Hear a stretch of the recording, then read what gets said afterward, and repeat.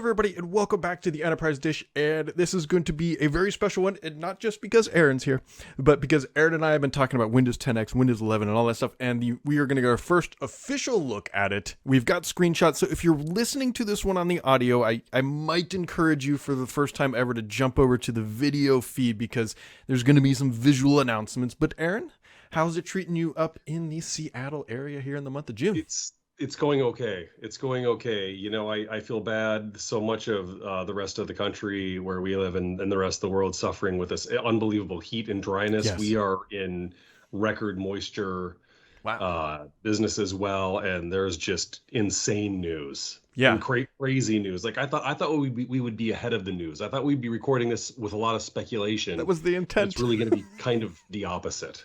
Spoilers. The original intent of this was like, we'll do one before the event. We'll talk about everything we've heard, and then we'll do one after the event, kind of recapping what Microsoft has done. And then, no joke, 45 minutes before this podcast recording, a build of Windows 11 has leaked. We'll get to that in a minute, because we got some other news to dive into first, including Patch Tuesday, Aaron. And if I remember correctly, there were 7 0-days patched, 6 of which were known to be exploited. Does that sound about right?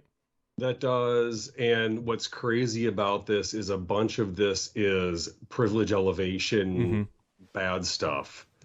So it is unnerving as you look down this, and I'm trying to find some of these details, but it's gnarly low-level stuff, file system stuff, kernel level stuff that kind of, if a sophisticated individual exploiter, bad actor got in there, which they already have, then we're going to see this problem. And so this is further, as I looked at this, well, and as we choked on some of these updates ourselves internally, jacked up our VPN and all that. Oh, really? Oh, yes. So, we're sort of unwinding still some of that today. Messages going out through Teams about this and that. So you think about Colonial Pipeline, you think about all these things that have been going on. And so it's kind of no wonder that there is all of a sudden massive force on these low-level fixes, because that's the easiest place to go. Also, interestingly, to our past discussions, from a security perspective, my understanding is the way that Colonial Pipeline got exploited is there was an old unpoliced user account that didn't have 2FA enabled. Ooh. That was the source of the problem. And then from there, they got in, and then all the other things happened. So if you get in and you've got, whatever, some unpoliced accounts, or you've got a couple loose ends, then some of these other vulnerabilities allow you to turn stuff loose and take everything down. So, I think Microsoft clearly is trying to stay ahead of this as always, and they're working with their friendly enemies. And Google, I think, identified some of these very low-level issues, which is great. I'm glad that they continue to be good kind of citizens that way. But this is a continuation of this evolving trend. And it made me wonder as well, in light of all this Windows 11 stuff, if part of this move isn't to create an opportunity to be, if nothing else, rebrand around a new platform that will be a little bit cleaner and tidier going forward, post this wave of problems we've been having. And it's not, as we've said, it's not going to stop. This is the new normal. Yeah. So tell me, I'm curious. I want to poke and prod. What happened to your VPN?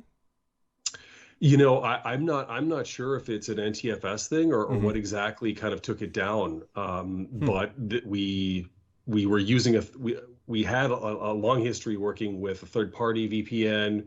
Most of us had moved to the Windows VPN, but yesterday I was personally having some problems. I had to escalate to our IT team, and then this morning they kind of released some step-by-step guidance on how to work around those issues.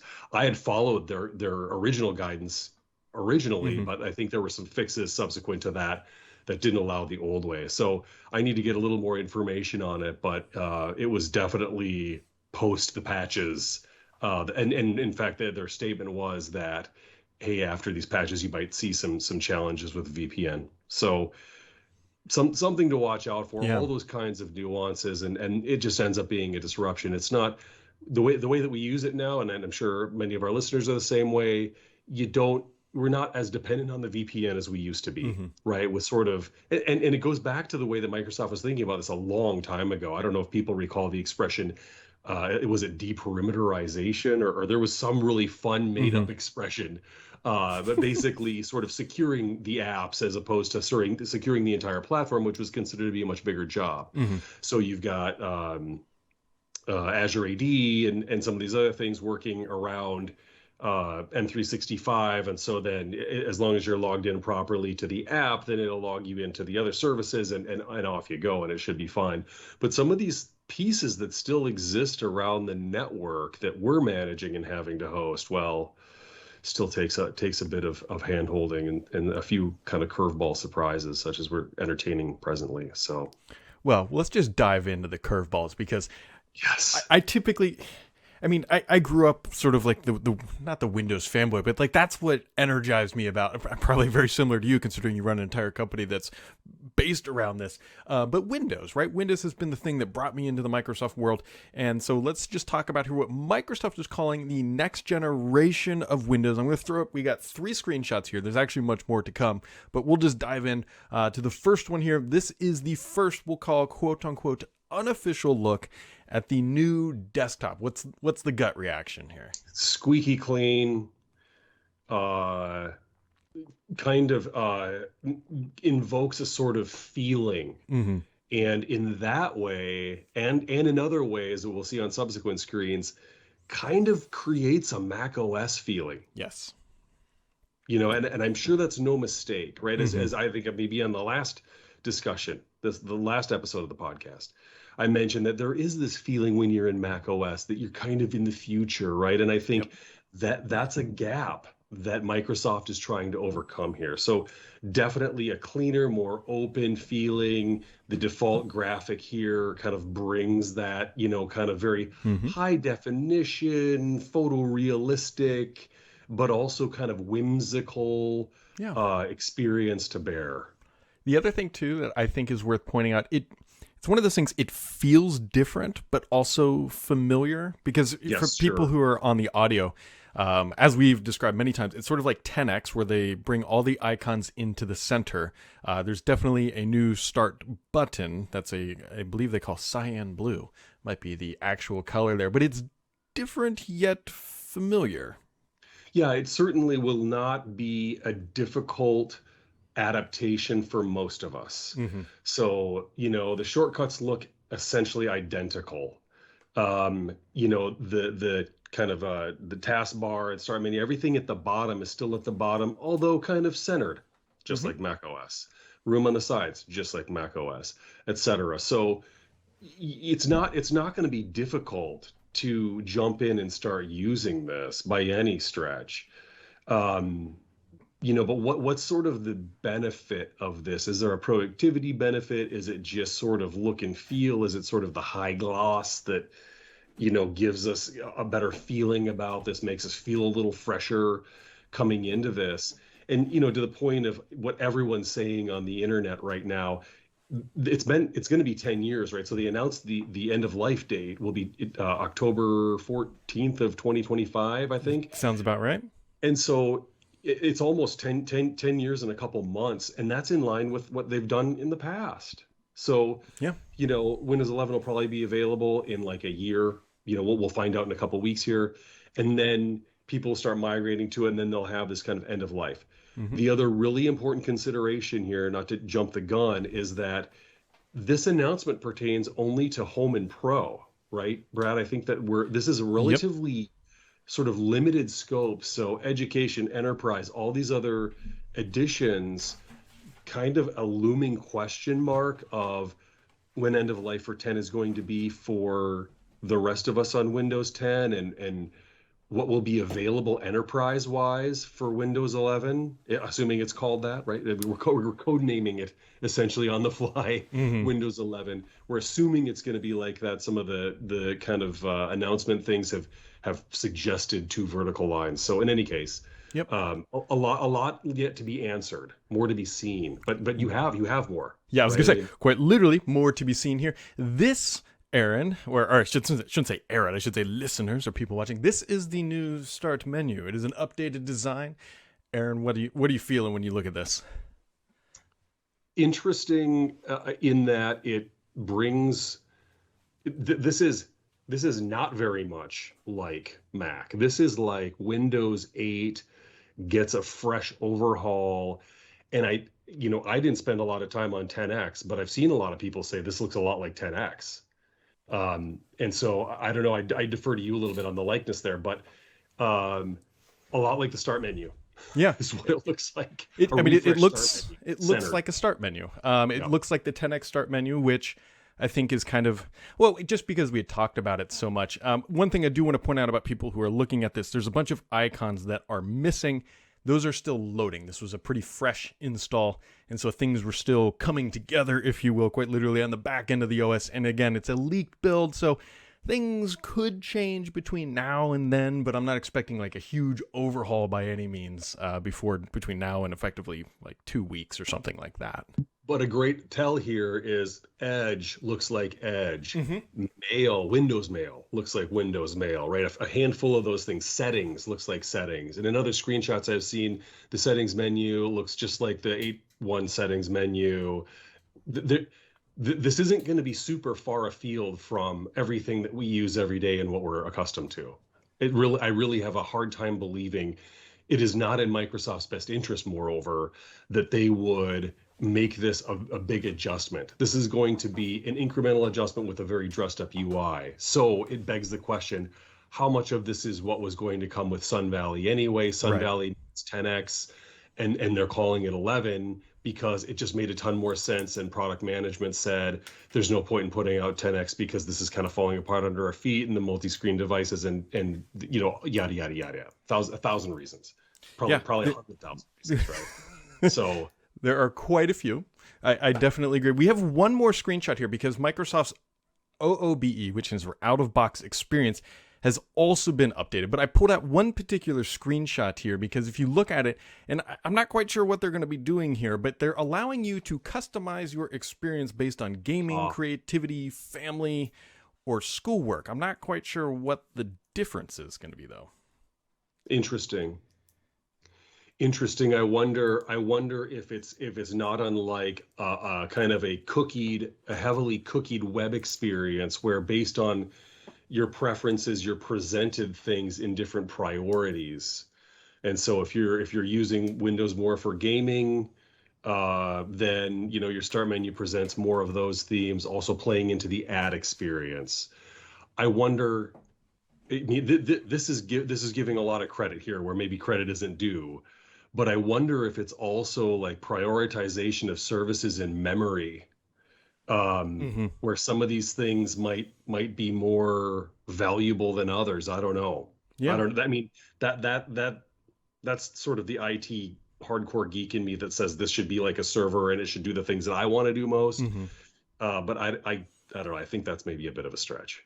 Yeah, there's a lot of questions that are still not known, specifically like this one. What is this actually doing to the OS? Is there ramifications for choosing one or the other? Can you flip between them? I would assume so, but we will find out here. I mean, Microsoft's event is on the 24th, so like 8 days away, something like that, where hopefully they're going to lay out their vision or whatever it is this is leading us towards. Indeed. And this screen I had not seen before, Brad. Mm-hmm. And it's super interesting because this will be, I guarantee, a huge part of the demo. Whoever leads that demo, Satya or Panos or whoever, this is going to be a big thing. It's like, oh, if you're it's so much about lifestyle and you're the maker thing and all of that. And especially since this is starting on the consumer side, they're going to play this up like crazy. Interesting. I would absolutely agree. But there's still things we don't know there's other store experiences that are not lit up, if you will, in this type of a model. Speaking of lit up, whatever reason, my laptop was about to die. And now we're back in play, it was down to 3%. I was like, the background would have died here. It would have been all sorts of tragic. But we are now. Right, your amazing laptop with an inexhaustible battery. It was about to die. Uh-huh. Yep.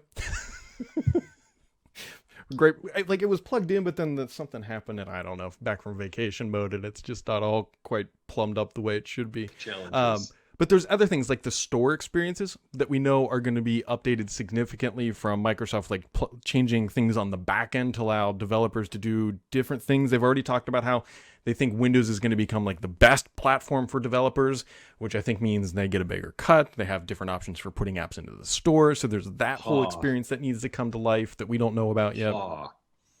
Hmm. That's interesting. I hadn't heard that. Mm-hmm. For sure, that has major ramifications, and the whole store strategy has been kind of wild west at Microsoft for a Right. long time. For a while, they had a ton of stores, and then they consolidated the stores, but it was, kind of a mess. So it's not necessarily surprising to me that they're introducing and using this as a nice inflection point to Mm-hmm. play that into the partner channel. So that's Mm. interesting. Yep. I wonder what's happening with OEMs then as a result too, if anything. Hmm. Yeah, it's a Hmm. good question. The only reason I bring some of this stuff up is I mean, people are going to look at this, and I think some people were expecting just a total system overhaul, and there's a decent amount, but things that have not changed, just based on some very, very brief looking, are like the settings panel doesn't really Yep. look all that different. Obviously, there's Yep. rounded corners and some other minor things, but Yeah, right. And I mean, and so if you read through the forums, mhm. you get the whole spectrum of reaction, but there's a ton of, I mean, people are overusing the expression lipstick on a pig. I think this is going to go a little bit beyond that. I would I agree. think it's a ton of UX work. And so in that regard, maybe yes. But so many of these apps are really essentially going to be they're the same apps. It's really the platform we're talking about, and it's so much presentation. So the question is, as we get underneath the covers and really get to look at this and get the feedback, what's going on and what's better about this? Are there truly meaningful security improvements? Is this going to be Hmm. a hardened consumer version of Windows?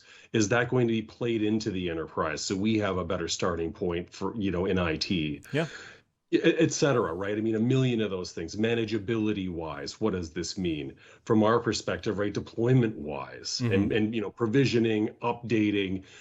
What one of my thoughts was, especially reading through all of the snark on the internet, was so much of this is history repeating. The more things change, the more they stay Yep. the same.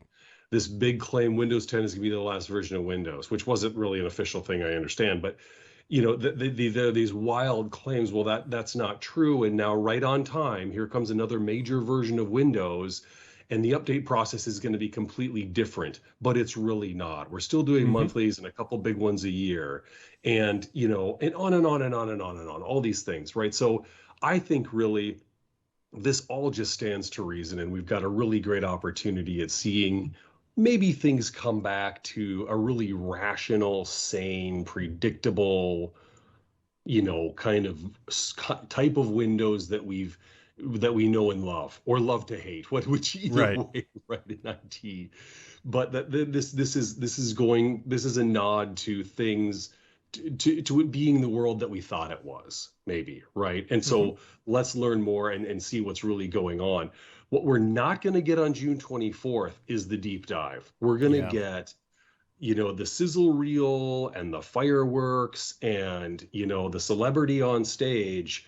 We're not going to get the deep dive. So that's where the next major event is going to be, like a major Windows show. To the positive, and sorry to ramble on so much here, this is a decisive nod to the prioritization of Windows at Microsoft. Hmm. This is Microsoft saying we probably shouldn't have turned our back on Windows the way that we did. This is Microsoft saying, yes, we believe that this move to remote work is going to have some permanence. And as a result, we need to create systems that will support and drive that for the long term and help the enterprise do that. So I'm especially excited to see what happens in the 60, 90 days post this, Hmm. not only to know what's going on under the covers, but what's going to happen in the enterprise edition and the other kind of, major editions of Windows that so many of us rely on. That I think is where, the rubber is going to meet the road for a lot of us. Yep. There's a couple, like, just, or I should say a couple. one explicit tip for everybody that if you look at this and you're like, I kind of want to run that, your best bet to getting it is one, wait until June 24th. Don't try to find the stuff because we don't know how clean it is. It could be a bug. Just don't do it. But you will want to enroll in the Insider program. I know a lot of people have unenrolled from that for various reasons, myself included on many machines. But if you want to get this stuff, that is more than likely going to be the mechanism. We've actually even seen them, I think in the past week, they've already tested the experience pack pipeline, if you will, just pushing out just minor updates to make sure that works, because I think most of us believe you'll download what looks like maybe Windows 10, and then you'll get this experience pack that will light up the scenario or the Sun Valley Cherry Hill stuff. Great idea, great feedback, great advice. I mean, we're not that far from the big announcement, at which point this is going to be available from mainstream sources. Mm-hmm. And, the risk of getting it from non-mainstream sources is all the reasons. So I think that was very, very sound guidance and advice. And just take your time, go see all the screenshots on the web. There's going to be a ton of them. Everyone has their own version of them. Brad's stuff's going to be great, and he'll probably peel back a couple layers compared to some of the other journalists. Yep. So go ahead and take a look. And then, whatever, we're out like 10 days out now. And by the time people hear this, it'll be just a few days. And, you can go get your version. But yeah, take all the steps to get access that you need and consider how to bring this to life. And it's a great opportunity to brief your internal teams too, Yes. right? I mean, a great thing to take to your, director of operations, your VP of IT. If you're a smaller organization, take it straight to the CEO and be like, look, man, here's what's coming. This is great for these reasons, or we've got to be poised and prepared for all these reasons too. I mean, there's a lot to consider here, whether you're in financial services, manufacturing, professional services, education. Like there's a lot, there are ramifications to this on multiple levels.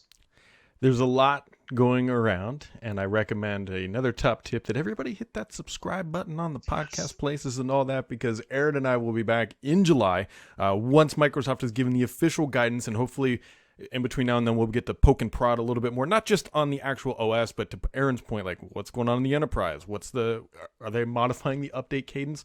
Yet again, there's a lot of things we still got to know, but Aaron, I very much appreciate you taking time out of your busy day, and to everybody else, thanks for tuning in. We'll catch all of you right back here next time.